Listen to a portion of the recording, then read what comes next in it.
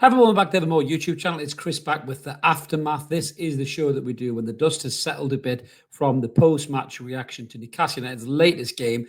This was a 3-2 victory in a massive slobber knocker of an FA Cup tie. There's a WWE reference from the 90s when it was WWF for you, against Birmingham City down in St Andrews yesterday as I'm recording this. So Newcastle United won the game 3-2. It was a physical game. It was a tough game.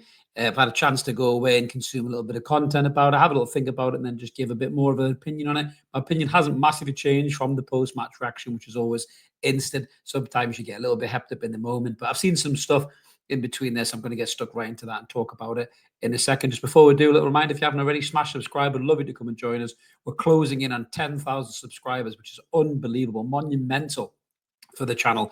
We've only been going, I think, with 3.5 years or something like that, around about that.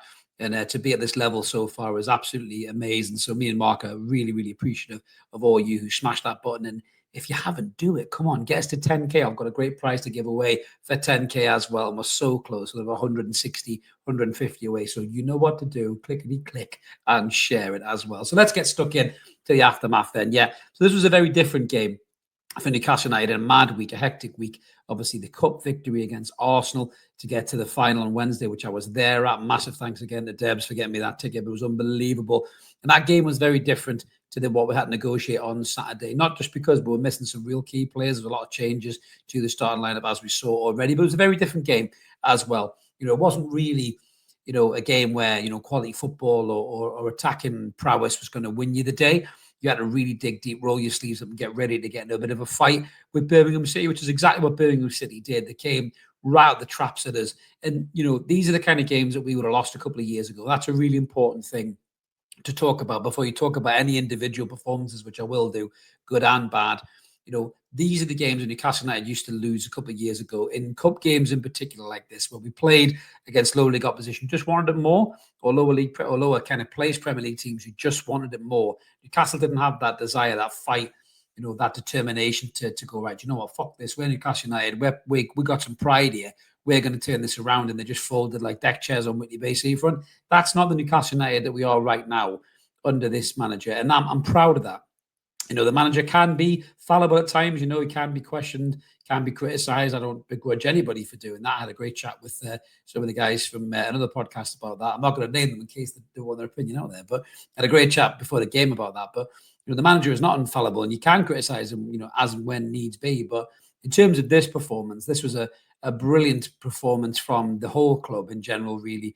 You know, the players, the manager, and just showing a different side of the game, that we can win ugly when we need to win ugly. And there were some great performances in this game. And I mean, obviously, Joe Willock steals the headlines. You know, he gets a couple of goals. He's involved in everything. Great to see Joe Willock back at it again, you know, and the interview as well after the game, you know, where he was asked about the ridiculous, sickening racial abuse that he received for missing that chance in the Fulham game.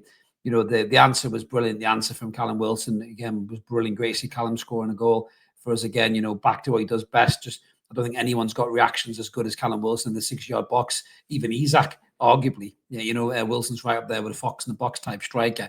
But, you know, it's brilliant to see that unity and the togetherness, and the fact that Joe Willock had said Eddie Howe sat him down, you know, and had a real good chat with him about that abuse as well, and just to tell him that the club's there for him, that the manager's there for him. You know, that he probably didn't need to be told that, but he was told that anyway. And, you know, because of that, Joe Willock said, you know, he wants to reciprocate to the manager and the club and everyone who looks after him and helps him through difficult times. And it has been a difficult time for Joe Willock. So many injuries, you know, people have questioned whether he should be at the football club anymore, myself included, you know, because every time he seems to just get back, Joe Willock is another setback. And I really hope that this is a kickstart for him, because the Joe Willock that we saw at the weekend was the Joe Willock we signed. You know, the Joe Willock that can get into the box late and score goals and, you know, finish chances off, win your games. That's the Joe Willock that I miss. You know, Eddie Howe's probably made him a better all-around team player.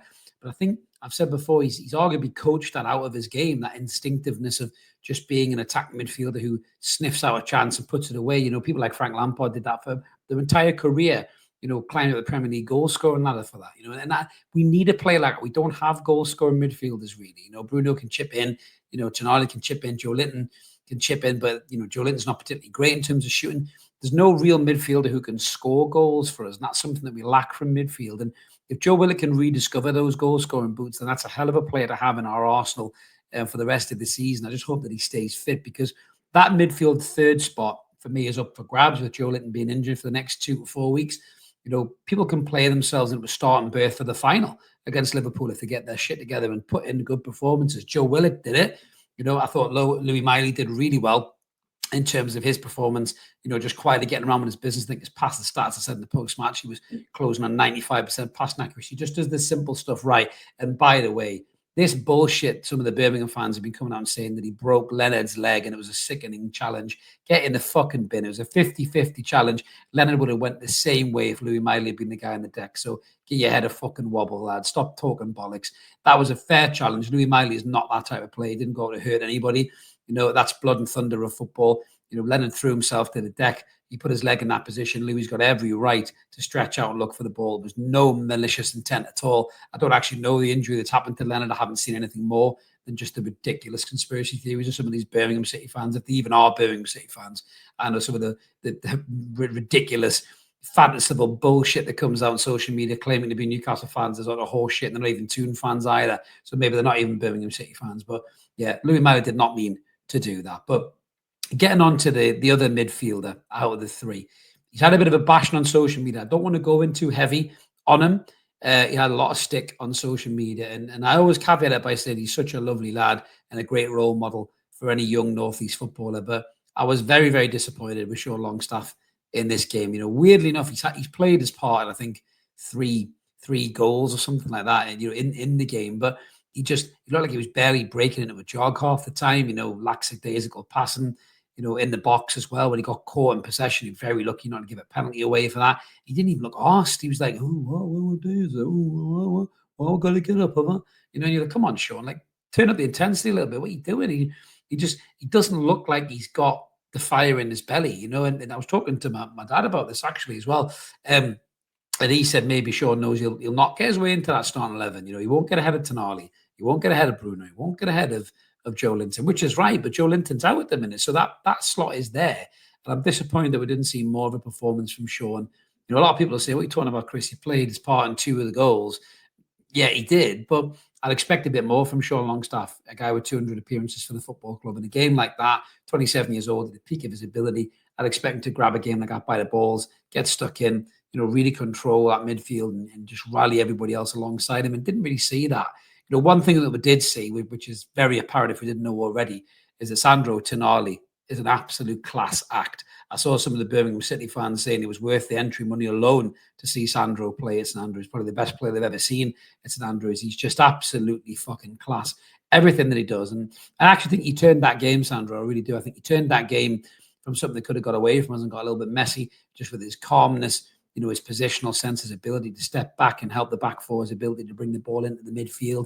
He's just such a great footballer. And, I'm so glad that he plays for our football club. And it looks like he's going to be here for a long time. His agent even came out and said all this noise about Serie A is utter bullshit because, no one's going to be able to afford him really, which is the main thing. But Sandro Tonali is just getting better and better every single week for Newcastle United. And I'm so excited to see what this lad can do. He's only a young player still. Hopefully we end this season with Champions League football in the pipe as well, and then he'll be there playing for us next season in the Champions League. And I'd love to see him and Bruno Guimaraes as a midfield in the Champions League. It'd be absolutely incredible to see those two on the grandest stage playing the way that they play, bouncing off each other, those little passes as well. Absolutely brilliant. So yeah, Sandro was class. Tino as well. I was a little bit disappointed in Tino. I'm just going to get the negative, I suppose, out of the way first. We won the game, so I suppose technically there's not a lot of negatives there. But Tino, again, just looked a little bit lapsed. I thought he didn't look like he fancied the scrap, which is a little bit concerning. And I think certainly after Wednesday, seeing Kieran Trippier turn back the clock, I think Kieran Trippier has to now come in as the starting right back for me over Tino. His form has dipped, and that's going to happen with a young player. We've said that. Young players can go up and down. Thank God Lewis Hall seems to be quite constant, very, very consistent in terms of his performances. We haven't really got any other left backs really. Target came in, did all right. I thought he shirked a couple of challenges as well, but he's not that kind of a player, Target. He's not somebody to go flying into somebody and get stuck in the mixer. He's never has been that kind of player. So maybe he wasn't ducking out of challenges. He was just being Matt Target, for all we know. But, we have got cover for Hall if Hall dips off in form. We've got cover for Tino with Trippier as well. So I think, Trippier's probably played himself back into that starting berth as right back. Obviously the Turkish transfer window is still open. Galatasaray still want him. It's a big club. But I don't think we should be getting rid of Trippier. I think he should be back in there in the starting berth at right back. I really do, because Tino, just for whatever reason, looks off form at the minute. But going back to the bright sparks of this game, obviously going back to it, Joe Willick, brilliant. Great to see the goals. Hopefully, it's the start of many to come. Callum Wilson, first FA Cup appearances in 4 years, unbelievable. 5 years, unbelievable. That brilliant instinctive finish. We need Callum fit. If Callum's fit, he can be an option off the bench. If Isaac's maybe struggling to get into a game, or if we want to protect him for the next game, or even if we want to go two up front, throw Isaac and Wilson on together. We've seen that work before. We need Callum to stay fit for the run-in into the season. I'm not sure about these noises about new contracts I'm hearing about, though, because Callum's fitness is not particularly reliable, and I'd be very concerned if we gave him a new contract with the risk of injury on the horizon once again, especially when there's free agents like Jonathan David out there, 26 years old, who could sign, who's Champions League proven. Come on, Newcastle, let's not make the same mistake again. But good to see those lads back, good to see them playing as well as they did. And another bright spark in the game was the absolute live wire, the unpredictable live wire that was Will Osula. Wow, this guy is really growing on me. He looks a hell of a character, to be fair. He kind of gives me a little bit Tino Asprilla energy. He's nowhere near as good, obviously, but he's raw, he's young. There is something there.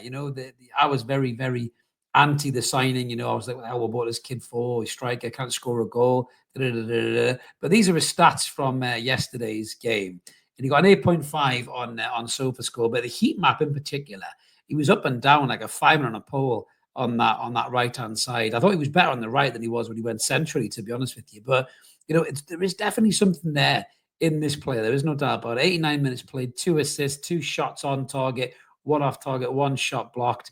He got 3 of his 4 dribbles successfully attempted. Lovely little, a turn of speed, a little shoulder drop, a little twist of the feet inside. That's not by accident. That's something that Osula definitely has in his locker. And the pace, I think, alone makes him a threat on that right-hand side. We've only got Jacob Murphy there right now, and God forbid anything happens to Jacob Murphy at the minute. We haven't got a player there, but maybe in Will Osula we've got somebody who can maybe come on and rest Jacob's legs and make sure he doesn't get burnt out from a lot of big games coming over the hill, which we'll get onto in a second. But I was really, really impressed with Will Osula on that right-hand side. I really was. Very raw. You saw that on the Wilson goal. I mean, that assist is the weirdest thing I've ever seen. Swings his leg, hits the back of his heel, flicks back to Wilson, and then toe pokes in the back of the net. Totally unintentional, but he still gets an assist for it. You really should have put that away, Will Osula. That's probably the difference in terms of polishing him up as a proper striker. But 88% passing accuracy there, 3 key passes, 3 crosses, none of them on target. 2 big chances created. He won 12 of his 20 ground duels. He likes to get stuck in, I must admit. So because he's a centre forward, he's got that pace to play on the right hand side. He could really rough up a fullback. Could Will Osula, pressing him in the corner high, getting stuck in, and then if he gets his back into the player and he manages to shield a little bit, it could win you a free kick. So that could be quite a good talent to have there, for this player. He won 2 of his 4 aerial duels because, again, he's a big, strong lad. He lost the ball 17 times, gave away 2 fouls, and he was fouled 6 times. I can't even believe that. 6 SofaScore, probably about another 20 on top of that, I think, the amount of times the lad got injured. But I thought he was absolutely brilliant in the game and a real breath of fresh air. And I think it was interesting what Eddie said after the game about his flexibility and his adaptability. Maybe Eddie's seen something in there in Will Osula, and he said, you know what? That could be a lad that could do a job in the right wing. I've lost Miggy now. I've got no player on that right-hand side. I don't want to shoehorn somebody who's not great in that position, like a Barnes or a Joe Litton or a Gordon. Maybe Osula could be the fit.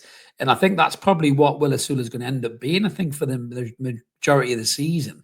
We have registered some of the young players. I think we signed this young Turkish wonder kid, is it Yediz, I think, but I can't see him getting the game time, I'll be brutally honest with you. Sanusi's obviously injured in the youth academy, who's very highly thought of.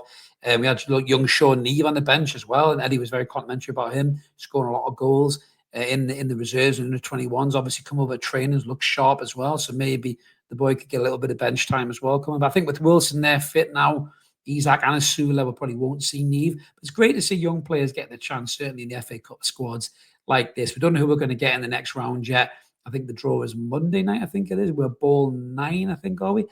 So, yeah, we'll keep an eye on that one and see who we get in the next round of the Cup. But certainly the Will Osula thing for me was very, very interesting. I think that the lad has the pace and a little bit of trickery just to do something, to cause a little threat on that right-hand side. Maybe just tuck inside the box, get somebody to clip his ankle, win you a penalty, or maybe just blast a ball across the face of the goal like he did, for Joe Willick's goal.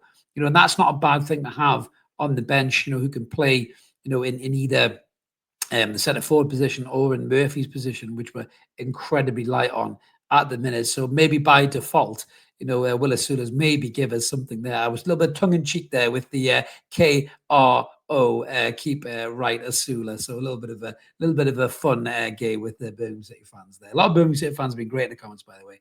Only the odd helmet here and there, which that's football for you. We have them, all fan bases have them as well. But yeah, in terms of the squad, I'm glad the squad got through this game. It was very, very feisty, aggressive, tough. Dan Burns picked up an injury. Hopefully that's not going to be a bad one or a long-term one. Dan Burns has been imperious this season so far. He's been absolutely excellent. Obviously, Sven Botman is very much a handle with care type case, so we don't want Botman to be, coming in the team and playing in some of these massive fixtures, because Newcastle have got massive fixtures coming over the hill, believe you me. February is a tough month. We've got Manchester City next Saturday. That's followed by the Sunday after. We've got Nottingham Forest. Then we've got Liverpool in the league on the 20th, and even kick off down at Anfield. So we have to manage this thin squad very, very carefully, and someone like Sven Botman very, very carefully, because we don't want Botman to come and be man of the match in a game against City, then get injured and be out for another 4 months. So we've got to be really, really delicate with that. We don't want to turn to a Ledley King type character where we can only wheel him out for big games and protect him and put it back in cryostasis because of his ropey knee. We don't want that to be the case at all. But hopefully Dan Burn won't be badly injured. It takes a lot for Dan Burn to even come off the pitch. So, hopefully it's not a serious one there. But Gordon picked up a little strain as well. I think to keep him out of this game. But I just think it was precautionary, as was Botman, to be fair. If Dan Burn is missing for the City game, I'd fully expect to see Sven Botman coming alongside Fabian Schär for that. But we'll be all over that with previews and everything, guys. But it's been a good week for Newcastle United, progressing in both cups. One, we're in the final, Wembley already. The next one, we're only 2 games away from Wembley. So who knows? We could have a Wembley double this season, which would be absolutely unbelievable. If we end this season with 1 cup in the Champions League, I think that's one of the best seasons we've arguably ever had. Imagine ending it with 2. My word, that's dream street. Unbelievable. I'm not sure there's enough beer in the bars in Newcastle to help quench that thirst. But nice to see Newcastle United getting through in the FA Cups again. Eddie Howe's record is brilliant. I think Rafa won something like 14 of his cup games. Steve Bruce only won 5 because he's dog shit. Don't let anybody tell you otherwise. But I think Eddie's won something like 19 out of 23 or something. So he's got an unbelievable record, the FA Cup, for Newcastle United. We should go out in these competitions all the time, but Eddie seems to have changed the game there. So massive respect to Eddie Howe for that one, which is absolutely brilliant to see. But yeah, I'll be buzzing. Looking forward to the next round. Hopefully we'll get another decent tie, which will help us get through to the next round. Obviously we have got a thin squad, but we've got Harvey Barnes coming back into the mix. Wilson's back there. Lascelles is due back. Hopefully Joe Linton's not going to be out too much longer. So maybe there's a little bit extra depth coming over the hill for this Newcastle United squad, but it's very important that we keep these lads fit. And that is a very, very big challenge with all the rigours of Premier League football and cup football coming over the hill. But let us know in the comments below what you guys think about that game, about the squad, about the fixtures coming over the hill. Are you concerned about the rest of February? It certainly looks to be a difficult month, but keep it evermore, and we will be here for the match previews and, of course, the straightaway instant reaction live post-match to all of those games. We're hoping Newcastle have got a lot more positive results than maybe some of us may think we will, because this is not an easy month whatsoever. This is a very much a season-defining month. I think if Newcastle come out of this with good points tally, then who knows where we could finish. But let us know in the comments below, guys. We always like to hear from you, and smash subscribe, as I say, help get us to that 10K mark. We'll be back soon enough with some more Evermore content. Keep it Evermore. Until then, guys, have a belter. We'll see you later. Take it easy. Cheers.